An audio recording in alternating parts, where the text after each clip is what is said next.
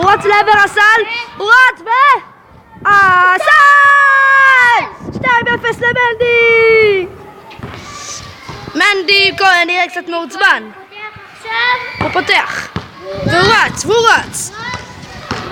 והוא מנסה לעבור את מנדי. הוא עובר את מנדי. לא, הוא לא עובר את מנדי.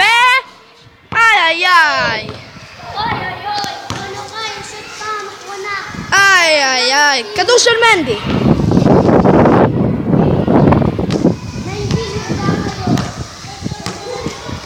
יאללה, סע. ואנחנו מתחילים. מנדי פותח בהתקפה.